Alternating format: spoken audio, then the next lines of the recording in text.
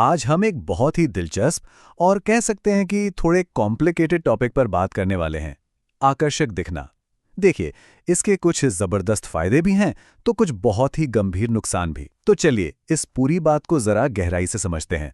तो सबसे बड़ा सवाल यही उठता है, क्या सुंदरता सच में एक तोहफा है या फिर ये एक श्राप भी बन सकती है? हम इन दोनों ही पहलुओं पर एक एक करके नजर डालेंगे। अच्छा, इस पूरी बात की जड़ में ना एक साइकोलॉजिकल चीज है, जिसे कहते हैं जो सुंदर है वो अच्छा है वाली सोच। ये कोई नई बात नहीं है। 1970 के दशक से इस पर रिसर्च हो रही है, और इसका मतलब आसान भाषा में यह है कि हम अनजाने में ही खूबसूरत लोगों को बेहतर मान लेते हैं, भले ही हमारे पास इस बात का कोई सबूत ना हो। तो सबसे पहले बात करते हैं फायदों की। आखिर अच्छा दिखने के, आकर्षक होने के क्या लाभ हैं?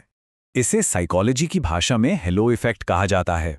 और कमाल की बात यह है कि हमारा दिमाग किसी आकर्षक व्यक्ति को देखते ही, मतलब मिलीसेकंड्स के अंदर, उसके बारे में एक पॉजिटिव राय बना लेता है। और ये सब होता है बिना किसी ठोस वजह के। तो हम असल में क्या क्या मान लेते हैं? रिसर्च बताती है कि हम खूबसूरत लोगों को बिना जाने पहचाने ज्यादा काबिल, ज्यादा भरोसे के लायक और ज्यादा मिलनसार समझ बैठते हैं।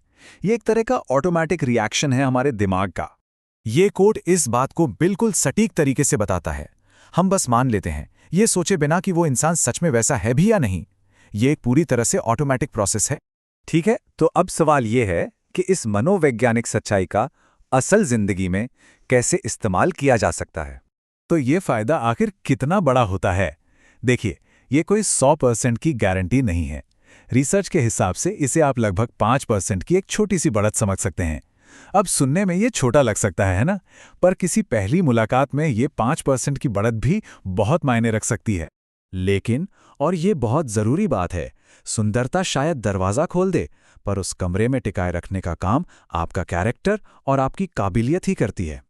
पहला इंप्रेशन शक्ल सूरत पर बनता है, पर जो आखिरी और स्थायी इंप्रेशन होता है वो तो हमेशा आपके काम से ही बनता है। और अब आते हैं कहानी के दूसरे हिस्से पर, जो शायद पहले से ज्यादा जरूरी है। वो है घमंड का अभिशाप। क्या होता है जब हम अपनी दिखावट को जरूरत से ज्यादा महत्व देने लगते हैं? देखिए, एक कड़वी सच्चाई है कि जवानी वाली सुंदरता हमेशा नहीं रहती। 25 की उम्र में कोई अपने पीक पर हो सकता है, सही है, पर 35 आते आते फर्क दिखने लगता है, और 45 के बाद तो ये सच्चाई और भी ज्यादा साफ हो जाती है। तो प्रॉब्लम पता है कहाँ शुरू होती है? जब कोई अपनी पहचान, अपनी पूरी की पूरी आइडेंटिटी अपनी शक्ल सूरत से जोड़ लेता है। तब शुरू होती है एक ऐसी लड़ाई जिसे कोई जीत नहीं सकता, और बस यहीं से चिंता जन्म लेती है। चलिए इसको थोड़ा और गहराई से समझते हैं। जब लुक्स ही किसी की पहचान बन जाएं, तो उसके मनोवैज्ञानिक खतरे क्या क्या हैं? इसका एक बहुत ही सीरियस नतीजा हो सकता है, जिसे बॉडी डिस्मॉर्फिया कहते हैं। ये एक तरह की मेंटल हेल्थ कंडीशन है, जहां इंसान अपनी ऐसी छोटी मोटी कमियों को लेकर हद से ज्यादा परेशान हो जाता है, जो शायद किसी और को दिखती भी नहीं है। और ये ना एक बहुत खतरनाक साइकिल बन जाता है। सब कुछ शुरू होता है एक छोटी सी कमी नोटिस करने से, फिर धीरे धीरे सारा ध्यान उसी पर चला जाता है, जिससे वो कमी दिमाग में बहुत बड़ी लगने लगती है, और फिर ये एक जुनून बन जाता है, जिसे ठीक करने की कोशिश में इंसान कभी संतुष्ट नहीं हो पाता। और इसके अलावा भी बहुत सारी साइकोलॉजिकल कीमतें हैं जो चुकानी पड़ती हैं, जैसे हर वक्त बूढ़े होने की टेंशन, सोशल मीडिया पर खुद को दूसरों से लगातार कंपेयर करना, और अपने आत्मसम्मान के लिए हमेशा दूसरों की तारीफ पर निर्भर रहना। ये सब मानसिक तौर पर बहुत थका देता है। तो इसका हल क्या है? अब बात करते हैं एक ज्यादा मजबूत, एक ज्यादा गहरी नींव बनाने की, अपनी पहचान के लिए एक बेहतर रास्ता चुनने की। सच तो यह है कि जिंदगी में अपनी पहचान बनाने के लिए सिर्फ एक ही चीज नहीं है। हमारे पास ढेरों चीजें हैं, एक बहुरूप दर्शक की तरह।